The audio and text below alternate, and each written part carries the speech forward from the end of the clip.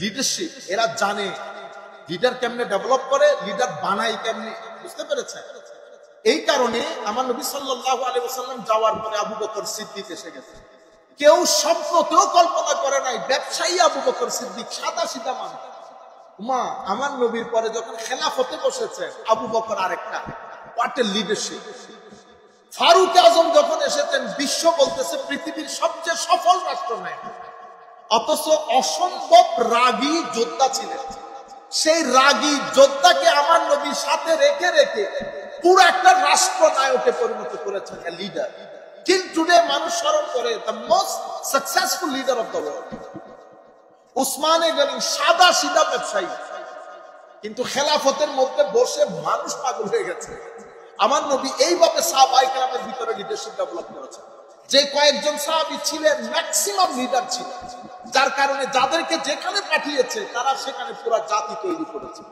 এজন্য আমার নবী বলেছেন আলেম, আলেম বলতে যাদের ভিতরে লিডারশিপ আছে। আলেম পুরো একটা জাতির উপরে ভারী হয়, পুরো একটা জাতির উপরে ভারী হয়।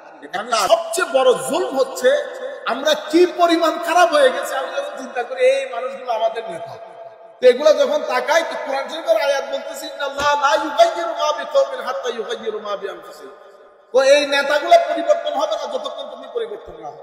তুমি ভালো হলে না নেতা ভালো হবে। আপনি দেখতেছেন না মুরিদ দেখলে পীর বোঝা যায় না।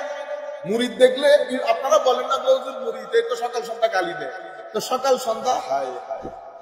আমি আমার শেখকে নিয়ে আজারবাইজানের রাস্তা দিয়ে যাচ্ছিলাম, তখন আমি দেখি কিছু মুরিদ, ওই তখন গমের সিজন ছিল, গম উঠিয়েছে, তো কিছু মুরিদ ওই নিয়ে গম তুলতেছে। আমার কাছে ব্যাপারটা অবাক লাগে, কি রে সুফিয়ায়ে কেরাম আল্লাহর দরবারে পর্যন্ত চায় না কোনো আদবের খেলা হইতেছে কিনা, এটার জন্য এই সুফি কেমন মানুষের দরবারে এমনি গম তুলে। আমি আমার শেখকে জিজ্ঞেস করলাম হুজুর কি মাজারা, এরা এরকম মানুষের তারে তারে ভিক্ষার ঝুলি নিয়ে ঘুরতেছে, হুজুর এটা কেমন? তখন আমার শেখ আমাকে জবাব দিলেন, এটা বলতেছেন দাতাগঞ্জ বকশালী হুজুরে। আমার শেখ আমাকে জবাব দিলেন, বেটা এদের পীর যেটা সে দুনিয়াদার পীর। সে কি পীর? দুনিয়াদার। এ মুরিদের মুতালাশি, মুরিদ তালাশ করে। তো যেই সমস্ত পীর দুনিয়াদার, আল্লাহ সেই পীরের মুরিদকে মানুষের ঘরে দুয়ারে দুয়ারে ভাবে অপমানিত, অপদস্থ, লাঞ্ছিত, বঞ্চিত করে। বুঝতে পারছেন? তাইলে আমি আপনাদেরকে বলতে চাচ্ছিলাম এটা বস, আর এদিকে লিডারশিপ। লিডারশিপ বলতে দেয়, লিডারশিপ প্রথম কথা বলতে দেয়। লিডারশিপ কখনো আপনি বললে কখনো আপনাকে স্টপ করে দিবেন। লিডারশিপ শোনা পছন্দ করে, আপনি কি বলতেছেন, তাইলে আপনাকে বলতে দিবে এবং শুনবে। আপনার অবস্থা কি, অর্গানাইজেশনের অবস্থা কি, তার চেয়ার কোথায় যাইতেছে, ডাজন্ট ম্যাটার। সেই কারণে লিডারশিপের জন্য মানুষ জীবন দিয়ে দেয়, কোন বসের জন্য কোনো মানুষ জীবন দেয়। আমার নবী যেটা ডেভেলপ করেছেন সেটা লিডারশিপ ডেভেলপ করেছেন। সেই কারণে লিডারশিপের জন্য চারটা জিনিস অসম্ভব গুরুত্বপূর্ণ। সেটা স্কুলের প্রিন্সিপাল হোক, সেটা ঘরের শাশুড়ি হোক, সেটা মসজিদের ইমাম হোক, যেই হোক, আমরা যিনি যেই জায়গায় লিডারশিপের দায়িত্ব পালন করি, প্রথম বিষয় কেয়ারি হইতে হবে। ওই ছাগলের মতো এমন এমন মহব্বত দিছি, এই ছাগল আমি যেখানে যাবো আমার পিছনে পিছনে যাবে। তো কেন? সে আমার মহব্বতের রশিতে বাঁধা, মহব্বতের রশিতে বাঁধা। পৃথিবীতে সমস্ত রশি ছিন্ন করে মানুষ পালিয়ে যায়, মহব্বতের রশি ছিন্ন করে পালায়। তাহলে কেয়ার প্রথম জিনিস। দ্বিতীয় জিনিস হচ্ছে মানুষের আপনার প্রতি আপনার যে কাজ সেটাকে অ্যাকনলেজ করা, স্বীকার করা, সেটা নিয়ে কথাবার্তা বলা, অ্যাপ্রিসিয়েট করা। এখন ধরেন বউ ফর এক্সাম্পল একটা কাজও যদি করে, আপনি যদি একটু অ্যাপ্রিসিয়েট করেন, দ্বিতীয় দিন সে আরেকটু বাড়াবে, তৃতীয় দিন আরেকটু বাড়াবে। আমাদের এখানে তো আসল কাজ যে করে তাকে অ্যাপ্রিসিয়েটই করা হয়নি। আমার আল্লাহ অ্যাপ্রিসিয়েশনের জন্য জান্নাতের ব্যবস্থা করেছেন। আপনাদেরকে শোনাইছেন না, তোমাদেরকে জান্নাত দেবো, তোমাদের জান্নাতের নিচে এই থাকবে সেই থাকবে, হুর গেলমান কত কিছু। বুঝতে পেরেছেন? এটাকে অ্যাওয়ার্ডিং বলে, প্রাইজ দেওয়া। তো আমার আল্লাহ প্রাইজের ব্যবস্থা করেছে। তাহলে লিডারশিপের মধ্যে অন্যতম বিষয় হচ্ছে যে কাজগুলা করবে তার কাজের অ্যাপ্রিসিয়েট করে, অ্যাকনলেজ করে তাকে পুরস্কৃত করা।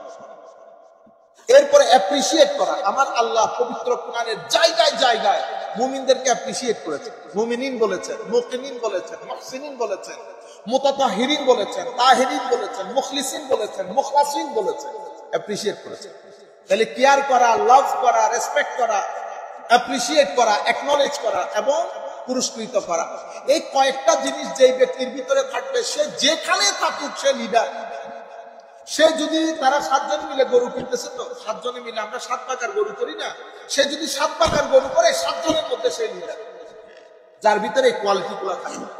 বাকি রয়ে গেল আপনার টাকা পয়সা, ধন দৌলত, সার্টিফিকেট, হাবি জাবি, অনেক কিছু আপনার ভিতরে, কিন্তু 2 জন আপনার কথা শুনে না। কেন? আপনি লিডার না, আপনি বস। মানুষ বসগিরি পছন্দ করে না। এই জন্য আমার নবীর প্রতি মানুষ খুব দুর্বল থাকতো। কেন? আমার নবী লিডারশিপ ছিল আমার নবীর ভিতরে, আবু বকর সিদ্দিকের ভিতরে, উসমান গনির ভিতরে। এই কারণে আমার নবী মক্কায় মুআজ্জামার মধ্যে 450 থেকে 500 লোক তৈরি করেছেন, কিন্তু আমার নবী কর্মী তৈরি করেন নাই, লিডার তৈরি করেছেন। তো মক্কাবাসীর একটা আইডিয়া ছিল যে 450-500 এগুলো কি করবে, এগুলো তো 2 মিনিটে ভ্যানিশ করে দেবে। তারা বুঝতেই পারে নাই যে এক লিডার যদি ইচ্ছে করে একটা জাতিকে, মুর্দা জাতিকে জিন্দা করা, এক লিডারের জন্য 1 বছরের কাজ। লিডারশিপ এরা জানে, লিডার কেমনে ডেভেলপ করে, লিডার বানাই কেমনে, বুঝতে পেরেছেন? এই কারণে আমার নবী সাল্লাল্লাহু আলাইহি ওয়াসাল্লাম যাওয়ার পরে আবু বকর সিদ্দিক এসে গেছে। কেউ স্বপ্নতেও কল্পনা করে নাই ব্যবসায়ী আবু বকর সিদ্দিক, সাদা সিধা মানুষ। আমার নবীর পরে যখন খেলাফতে বসেছে আবু বকর আরেকটা, হোয়াট এ লিডারশিপ। ফারুক আজম যখন এসেছেন, বিশ্ব বলতেছে পৃথিবীর সবচেয়ে সফল রাষ্ট্রনায়ক, অথচ অসম্ভব রাগী যোদ্ধা ছিলেন। সেই রাগী যোদ্ধাকে আমার নবীর সাথে রেখে রেখে পুরো একটা রাষ্ট্রনায়কে পরিণত করেছেন, লিডার। Till today মানুষ স্মরণ করে the most successful leader of the world, Usman Gani, সাদা সিধা ব্যবসায়ী, কিন্তু খেলাফতের মধ্যে বসে মানুষ পাগল হয়ে গেছে। আমার নবী এইভাবে সাহাবায়ে কেরামের ভিতরে লিডারশিপ ডেভেলপ করেছেন, যে কয়েকজন সাহাবী ছিলেন ম্যাক্সিমাম লিডার ছিলেন, যার কারণে যাদেরকে যেখানে পাঠিয়েছে তারা সেখানে পুরো জাতি তৈরি করেছে। এজন্য আমার নবী বলেছেন আলেম, আলেম বলতে যাদের ভিতরে লিডারশিপ আছে। আলেম পুরো একটা জাতির উপরে ভারী হয়, পুরো একটা জাতির উপরে ভারী হয় একটা আলেমের মাধ্যমে। যাই হোক, আমরা কথা অন্য জায়গায় চলে গেছে। তো আল্লাহ রাব্বুল আলামিন, আমরা যারা যে পর্যায়ে আছি, ইমাম হোক, ইভেন আমরা যারা ট্যাক্সি করি 5-6 জন ড্রাইভার, আমরা যারা 7 বাগা কুরবানি করি, আমরা যারা ঘরের মধ্যে শ্বশুর শাশুড়ি, সমস্যা হচ্ছে আপনি আমাদের মধ্যে এখন আমরা যারা আছি, আমরা সবাই একই এক্সপিরিয়েন্স। এই যে টেলিফোনে অমুক এই কথা বলছে, বড় ভাই এই কথা বলছে, বোনে এই কথা বলছে, এগুলোর ভিতরে যদি ঢুকেন তো বেরোতে পারে। এই জন্য আল্লাহ কান দিছে 2টা, কান দিছে 2টা।